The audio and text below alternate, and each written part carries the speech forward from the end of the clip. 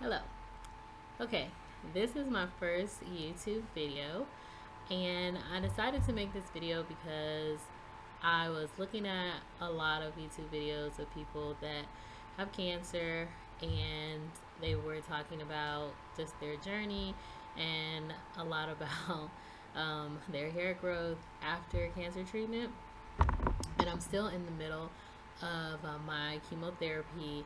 But I thought I would make one because I don't see a lot of African American women on YouTube showing, their hair or lack of it after they go through chemotherapy and their journey on hair growth.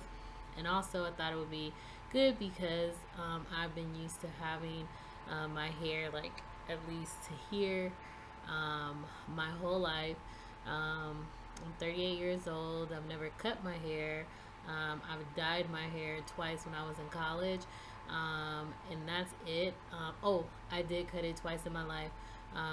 Once in high school when I had really bad breakage, and I cut it to my right about here, and then another time in college when I had braids and I took the braids out and I cut the braids and I cut my hair. So therefore, I just had to cut my hair a little bit shorter than it normally is. Um, but I'll show you some pictures so you can kind of see.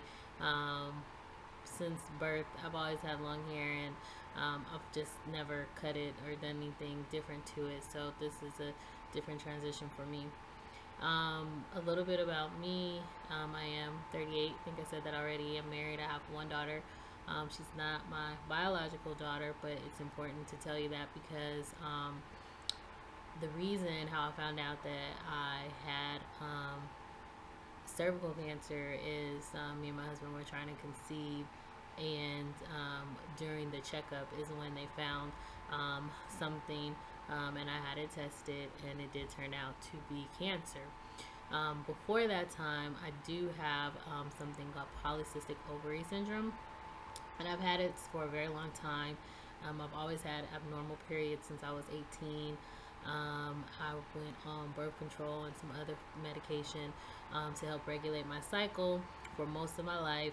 And when I met my husband back in 2007 when we were dating, I did tell him that I might have trouble trying to conceive if he was okay with that, and he was. So, 2016, we've been married for a while now, and we've always had issues with infertility.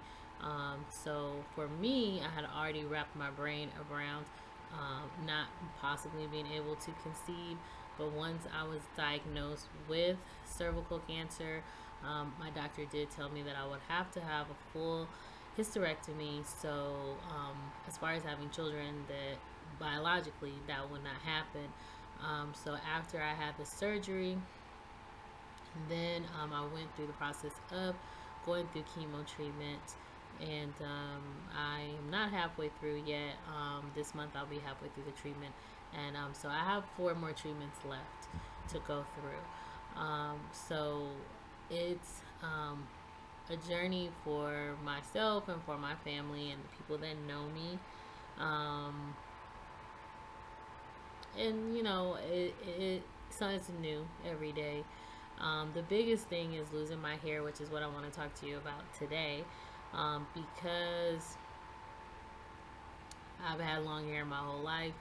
I even prayed before I went to my first chemo appointment that I wouldn't lose my hair, that I would be like some type of, miracle, wonder of why, I didn't lose it. And I, researched it, Googled it, and, like I said, some people don't lose their hair, some people their hair thins out. And I was like, maybe I could be one of those people. So, anyways, after the first treatment, it went okay. I really didn't have too many side effects, a lot of motion sickness and nausea and stuff like that, but no hair falling out. I had some shedding, but nothing major, not anything shedding past, brushing your hair or combing it where normal hair wouldn't come out. When I got 2 weeks out away from the chemo, my head, it was just like on fire. It felt like small pins like poking all over my head, and I just want to itch it so bad, itch it. And I just remember telling my mom, like, I need to wash my hair because it feels dirty. And she's like, well, wash it. And I'm like, I don't want to wash it because I don't feel like my hair is going to fall out. And then, she's like, oh, you're beautiful. God made you this way. And da da da. You're not your hair, the India Irie song. But that did not really give me that much comfort, because this face, my head, it's big, and I was just like, no, one of the things I know that my husband loves about me is my hair being long like it was. It's something that he liked, and I liked that he liked it. Anywho, the itching got so bad, my hair was shedding. And so me and my husband, we decided to go get a wig because I knew it was going to come out. We got the wig, and I ironically got a wig that was close, similar to my hair. I thought I wanted a short wig, try to do something different, but when I tried on the short wigs, I didn't like the way I looked. It didn't look like me. So when I tried the long wig on, it looked like me. My husband really liked it. I really liked it, so that's the one I got.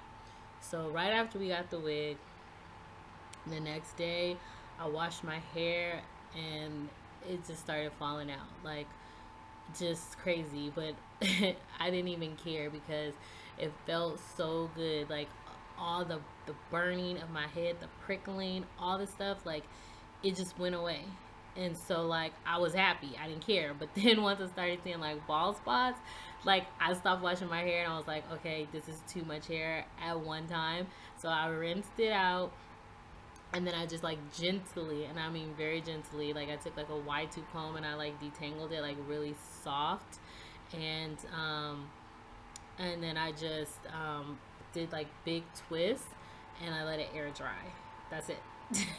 And then after it dried, I took the big twist out, and then I had like a semi afro ish hair cut thing, but there were like bald patches like all throughout, but you couldn't see it because I had it like covered up. So I was happy with that. So I went like 3 days with that, but the hair was still shedding, and I was at home and I just said, forget it. I'm just gonna comb this out and just see what it is and just be done with it.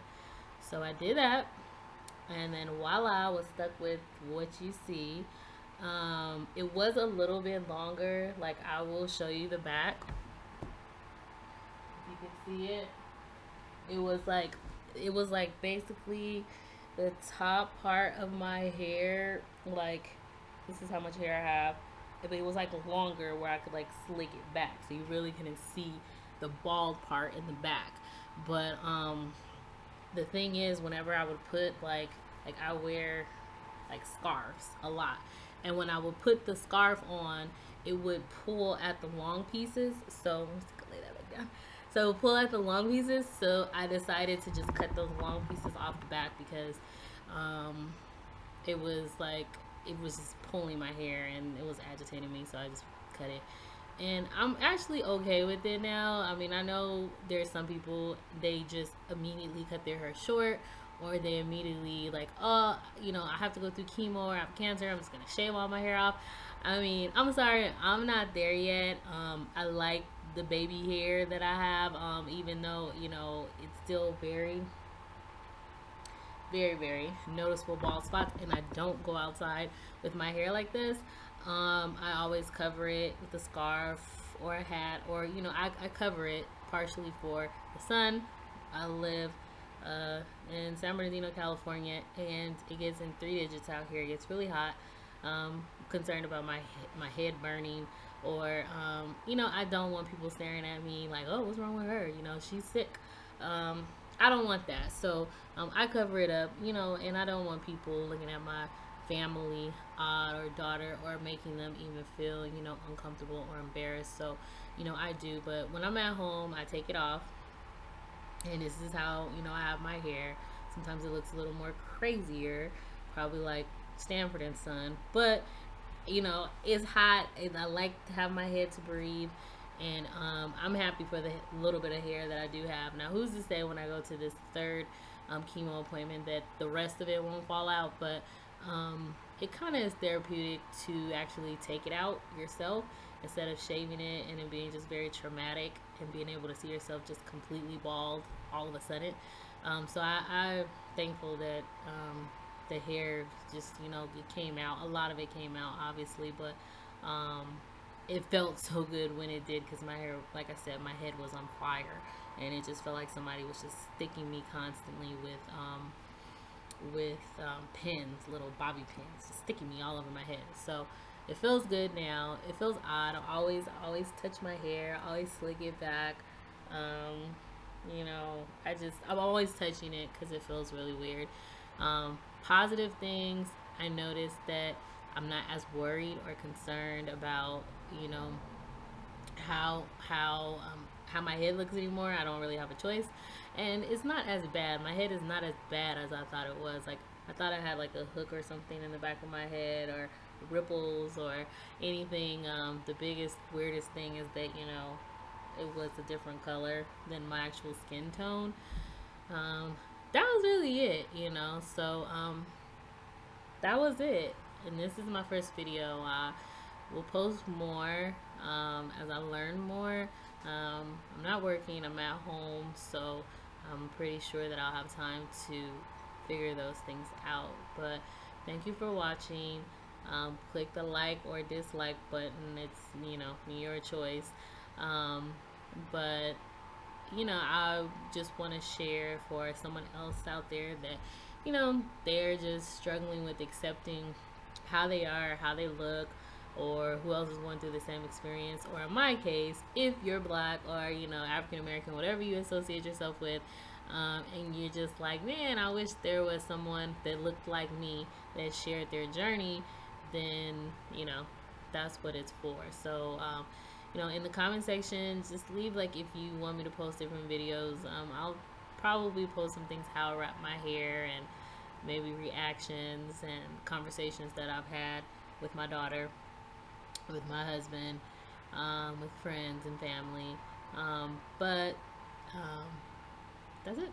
So enjoy your day. Bye.